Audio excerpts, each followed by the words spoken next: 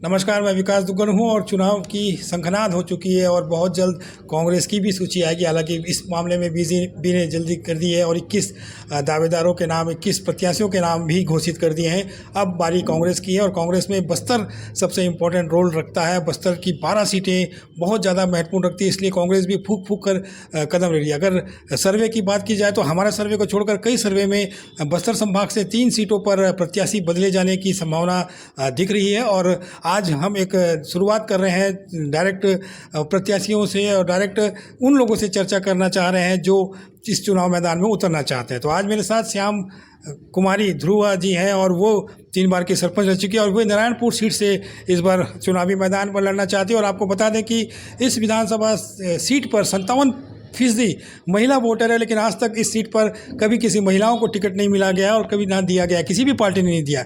लेकिन इस बार चीज़ें बदली है, हालात बदली है और इनकी दावेदारी जब से हुई है तब से एक नारायणपुर विधानसभा में हलचल मचा हुआ है। तो आज हमारी गुजारिश पर, वे जगदलपुर प्रवास पर थी, तो हमारी गुजारिश पर हमसे बातचीत करने के लिए वो तैयार हुई हैं। और आइए उन्हीं से हम बातचीत करके जानें कि उनकी दावेदारी कितनी है। श्यामा जी, सबसे पहले तो मैं आपका स्वागत करता हूँ वीडियो ब्लॉग के कार्यालय में।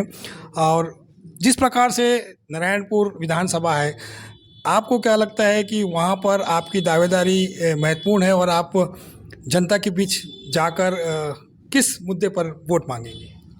मैं जनता के बीच जाकर हमारे भूपेश बघेल जी है मुख्यमंत्री, उनके जो योजनाएं हैं उन्होंने तो सभी जाति वर्ग के लिए हो, चाहे सामाजिक कार्य के लिए हो, चाहे महिलाओं के लिए हो या युवा वर्ग के लिए हो, किसान के लिए हो, उन्होंने तो सभी वर्गों के लिए हमारे माननीय मुख्यमंत्री जी ने काम किया है। तो उनके योजनाओं को लेके ही हम जनता के बीच जाएंगे और उन्हीं की पूरी योजनाओं को ही हम जन जन तक पहुंचाने का हम लोग काम कर रहे हैं, संगठन और हमारी महिला टीम। वहाँ पे भारतीय जनता पार्टी से केदार कश्यप जैसे दिग्गज नेता, आदिवासी दिग्गज नेता है, तो आपको लगता है कि उनसे आप चुनाव लड़ पाएंगे और जीत भी पाएंगी? हाँ जी, कोई दिग्गज कहने से, कोई एकदम बड़ा चेहरा कहने से, चेहरा तो बड़ा नहीं होता है, लेकिन हमारे तो हमेशा हमारे पड़ोसी हैं तो उनसे मुलाकात होते ही रहता है और उनसे हमको कोई तकलीफ़ नहीं है, ना हम उनसे माने डर नहीं रहे हैं। हम दमदारी से हम अपना दावेदारी कर रहे हैं।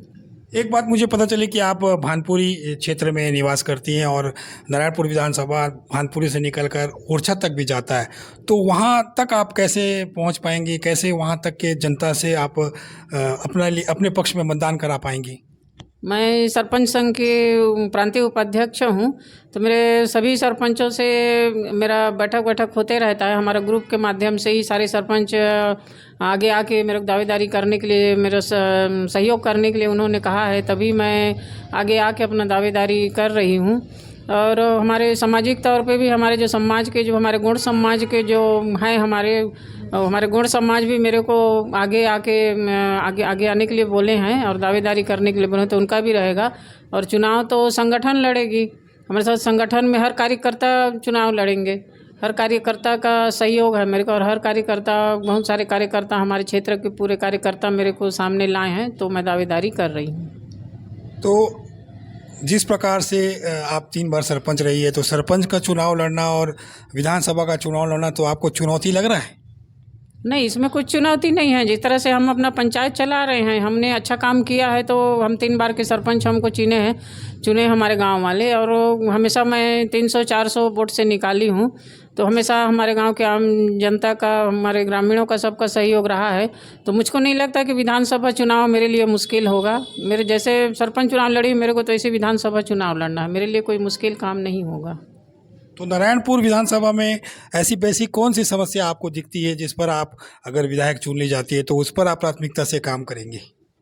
वहाँ पे अभी मैं क्षेत्र में पूरा घूमी हूँ उधर, तो ओरछा रोड को लेके बहुत सारे लोगों से मैं मिली, तो रोड समस्या को ही सामने ला रहे थे ओरछा क्षेत्र में। और अबूझमाड़ साइड में गई हूँ, तो अभी तक मैं वहाँ देखी हूँ कि वहाँ उस क्षेत्र में आधार कार्ड तक नहीं बना है, राशन कार्ड भी नहीं बना है। तो मैं बहुत सारे ग्रामीणों से मिली हूँ, तो जो भी समस्या सामने आएगी वो सबका काम मैं करूँगी।